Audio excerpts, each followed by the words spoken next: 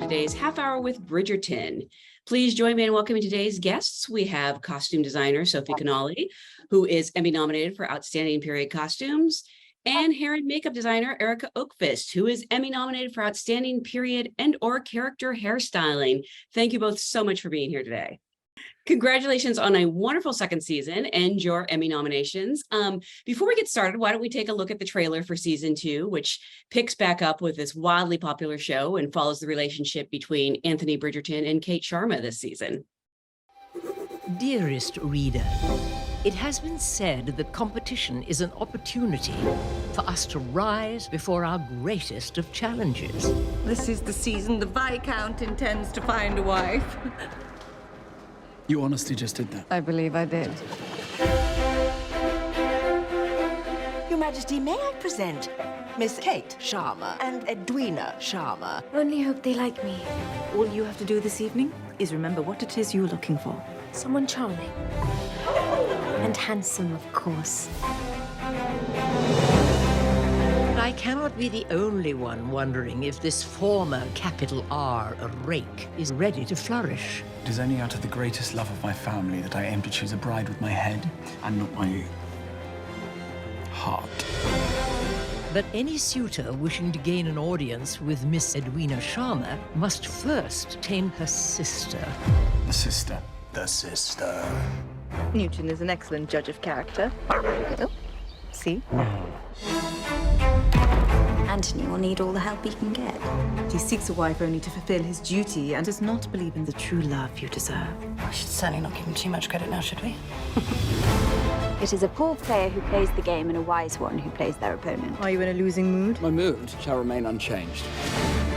Can you really not see anything engaging about it? Yes, I suppose I can see how he might engage a person. Oh my! Are you hurt? Come now, it is not proper to stare.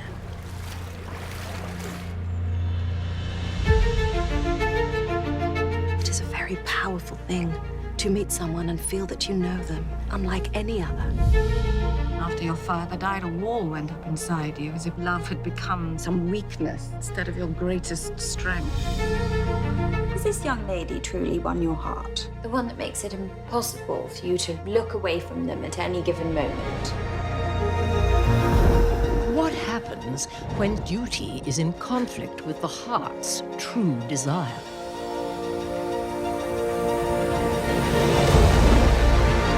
Why, then there is the potential for a considerable scandal indeed. My honor is hanging by a thread that grows more precarious with every moment in your presence. I want my sister to be happy. Can you make her happy? True love is worth it. No matter what.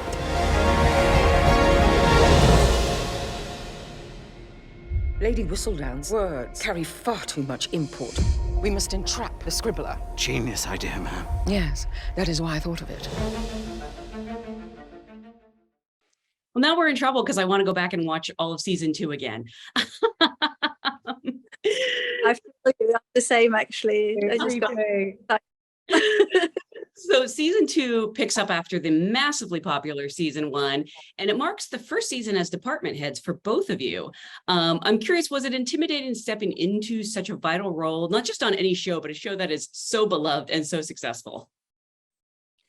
I think from my point of view that it was just an amazing opportunity, really. And I was fortunate to work on season 1 as an assistant costume designer. So I was so involved with the world, and it was so lovely to be able to take those new scripts on and new characters and embellish on it. So no, it was just great fun. I accepted the offer before it was hugely popular, like before the air screen, and I did it because I wanted to do something sweet and cute and little. And then Christmas happened, and all of a sudden it was like, holy moly, this is not going to be cute and sweet and little. And yes, then I got intimidated, but for a good 3 months I was like, yeah, this is going to be fine. But did it ever seem little to you? I mean, this show is epic in scope. No, it was just like I didn't know what, I mean, I knew what Bridgerton was because I read all the books, but I didn't realize it was going to get, this popular, because I accepted it like 3 or 2 months before it was aired the first time. So I had no idea that it was going to get this scope. So yeah, definitely. I spent the whole of Christmas trying to catch up and making sure I really was on par with everything, following, Mark Pilcher's footsteps. It was incredible. And the Wigs this year somehow even managed to top season 1. I'm sort of curious what the discussions were with Chris Van Dusen about the look, and if there were any new directions you wanted to go in season 2. Well, I think what you have to look at is like the tone of this period. They are like the trendsetters of today. They are like the Kardashians or whatever it is. And so last season was last season. They wouldn't be caught dead looking like how they did last season. So I think that that's how we looked at it. Like last season was last season, and then they would have sent their maids away to France or wherever it is that they sent them to sort of pick up new looks and new styles and sort of new ways of sort of looking very desirable indeed to sort of get married or not, depending on what you wanted, but certainly noticed. Yeah, and in that same way, they would be sourcing fabrics from all over the world for their new dresses for each season. Well, I'm curious, Sophie, what your conversations were like, because you have this entire new family, the Sharma family, coming into the world in season 2. Did that offer a whole new range of ideas and colors and inspirations? Because it seems like each family kind of has its own color palette. Yeah. And Ellen Moroznik created this world with the Bridgertons in their blues and the pastels, and then the Featheringtons in their acidics and brighter colors. And then bringing in a new family, I really wanted to bring the Indian culture in as an influence, not necessarily in the dress, still keeping them in the Regency cut, but definitely taking influences from Regency fabrics, colors, embroideries, and also having an influence with their jewelry as well. It was a great opportunity to bring in an influence from India.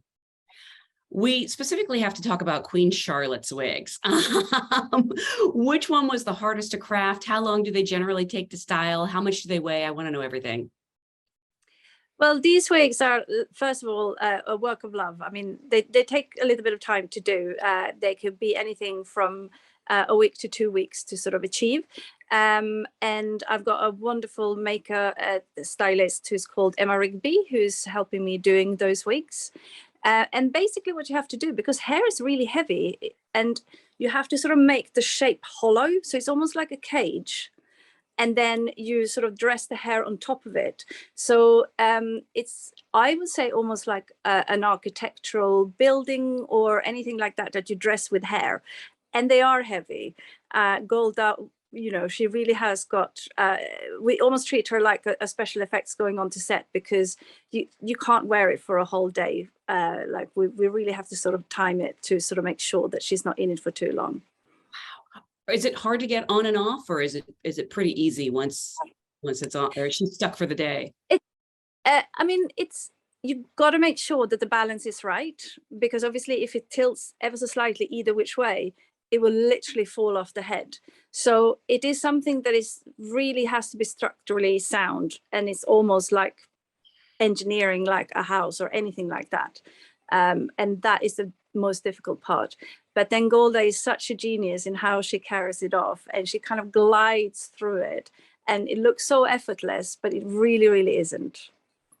Sophie, what about for you? How challenging is it for the actors to wear these costumes? They look, it could be deceptive. It could be very light, or it could look like they could weigh 200 pounds. Yeah, I think with Golda's costumes in particular, Queen Charlotte's, they are heavy in the construction just to the Georgian silhouette, but they are made out of lighter weight fabric, so we make them as light as possible. So, and then we do have embellishment as well. But with the Golda in particular, we dress her on set. We undress her as soon as possible in between. So she has as many breaks from the costume as possible, as it's, going through doorways and being able to we couldn't dress her in a trailer. We have to dress her on set. So she can't travel in a car. She doesn't fit in a car. So she always dresses on set. So yeah, so that's the way we always logistically know that she will dress on set. Even on some locations, you can't go through a doorway. We have to have a separate doorway for Golda to go in. Wow. And what's the last thing you do for her? Is it the wig? Does she get into the costume first, then the makeup and hair? No. No, she No. does the makeup first, and then we travel to set because obviously we can't travel with the wig on. And then she has the wig put on, and then she gets dressed. And then the very last bit is getting tweaks, like putting on her beautiful jewelry, and at the same time maybe sort of making sure that the tone of the lipstick really works with like her outfits and stuff like that. So it's a lot of kind of color tuning for makeup and hair. Wow. And yeah. And it takes 10-15 minutes to get her dressed from a corset all the way, you know, to putting on her gloves. So, you know, the team have got it down to beautiful fine art. It's amazing.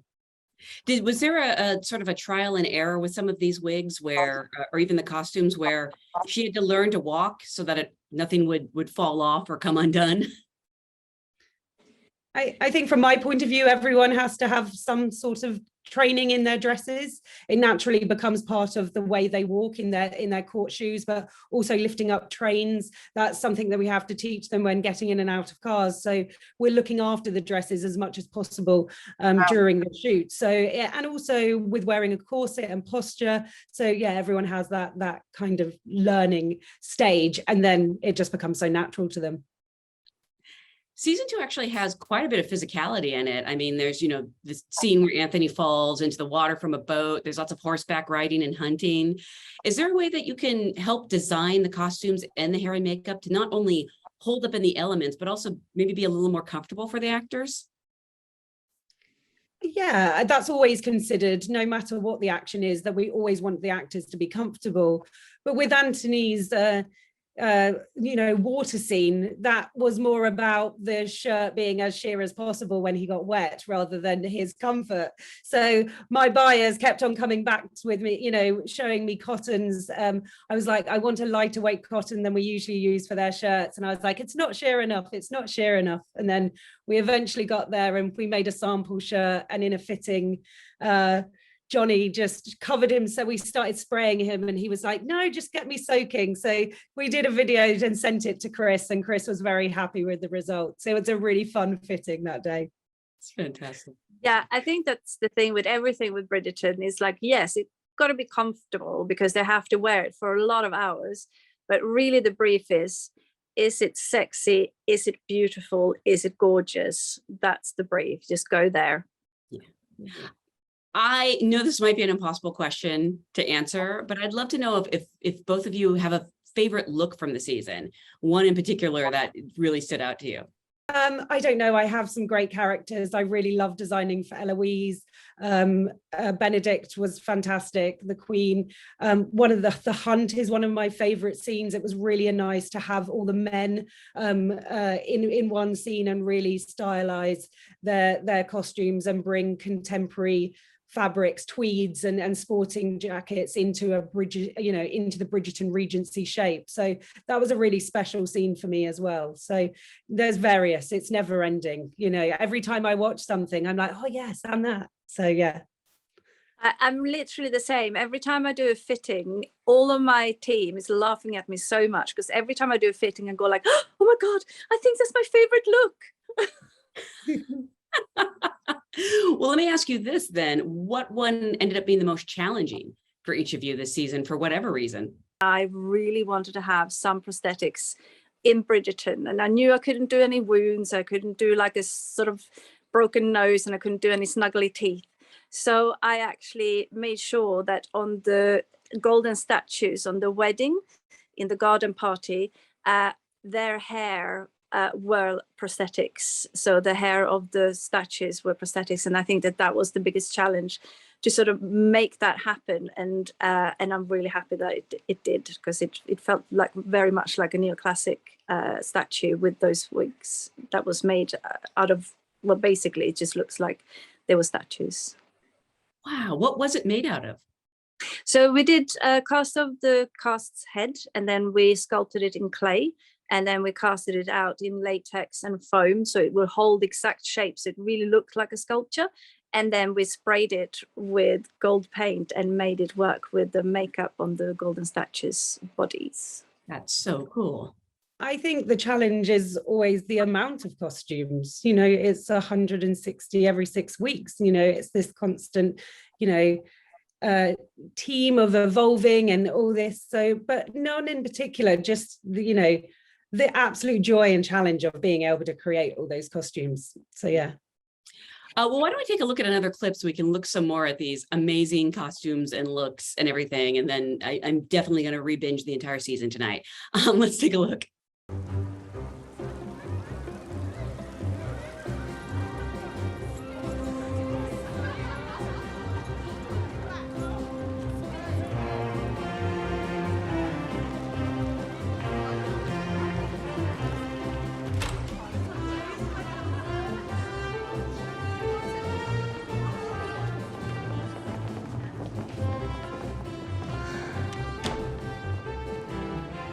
Just remember to breathe, Bon. The Marquis of Ashdown. A little young, to be sure, but he has 10,000 a year. The Earl of Gloucester. His wife recently died of influenza. He might make a particularly estimable addition to your dance card this evening, Miss Sharma. I will not be taken to the floor tonight, Lady Danbury. Is there someone back home you've yet to tell me about? Come now, I am long past all of that. The only match I am interested in is for my sister. She trusts me implicitly. Now, what about the Duke of Suffolk? According to Debrett's, he should be quite the catch this year. The Duke flaunts his mistresses. I assure you, Miss Sharma, I have our prospects well in hand. Ah, there she is. So many flowers, when what I really seek is a gem. Oh, so soon, Lady Danbury. Lady Danbury, a delightful soiree, as expected, though my own later this week will be much more exclusive. Your Majesty, I would not think to compare. And rightly so. Your Majesty, may I present Lady Mary Sharma, whom you must remember? And may I present her daughters, Miss Sharma and Miss Edwina Sharma, my personal special guests for the season. A high honor indeed. I hear you have made quite a journey to join us again after all these years, Lady Mary. If only you had extended the courtesy of offering your queen a final farewell before you left. It must be so fun to be a fan of the show you work on, because every time I know I'm looking at your beautiful work, but I'm also just getting so wrapped up in everything about it. Yeah, it's an incredible experience, and it's so beautiful to watch, you know, again and again. I would love to talk about how all the departments work together, like hair and makeup, but also production design and costumes. Do you have to be in constant collaboration on ideas and color palettes?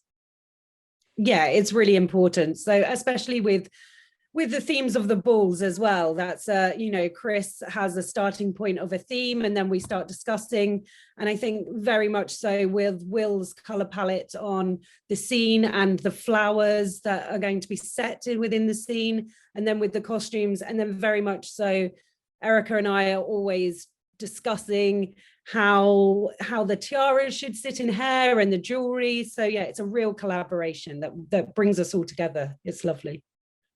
And I think especially with the Queen, really, where, you know, every time we see her, like, she's got a new wig. Everybody else has got, you know, the Featherington has got their hair color, you know, the Cowpers has got their hair color. Everybody's got their natural hair color, but the Queen always have got a new color on her wig. So I'm really, really sort of driven by what Sophie designs, and sort of try to sort of make that wig extend so that there is no gap between, you know, costume and hair and makeup. That's sort of what I was curious about. If I don't know if it might differ for every character, for every scene, but does it start with you knowing what the set is going to look like, or does it start with the costume? What's sort of the process for both of you?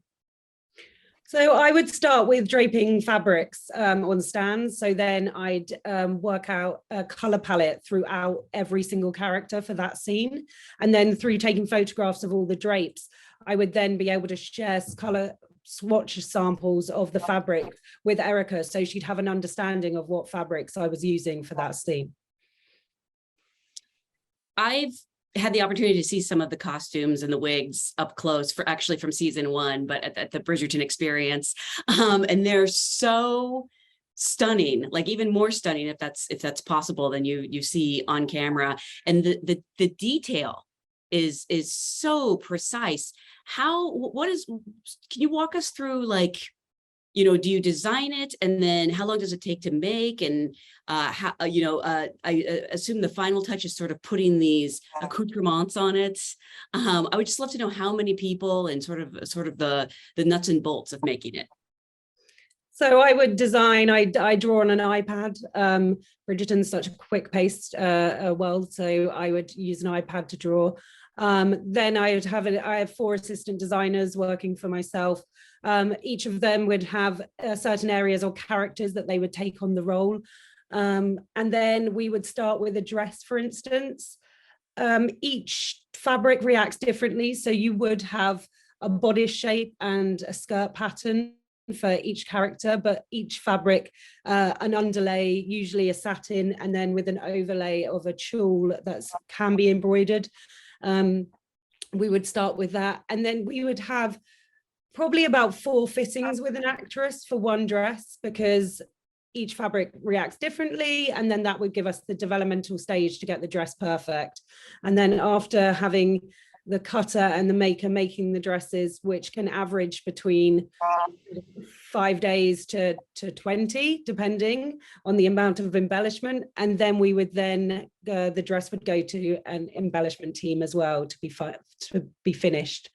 And with that, alongside jewelries being made for every single costume, and also hair decorations or a hat by the milliner, along with gloves being dyed. So yeah, it's this, you know, each costume has their every element to them. And also our milliner would also make reticules, little handbags for each costume as well. And then Erika, at what point do you come in, or are you working as she's putting together these costumes on the look? Yes, absolutely. So when we get sort of an inclination of where Sophie wants to go or take the scenes, then my team, we work slightly differently. So our team has got like a makeup and hair artist working with one actor, and they obviously know their face and they know their hair and they know all of it.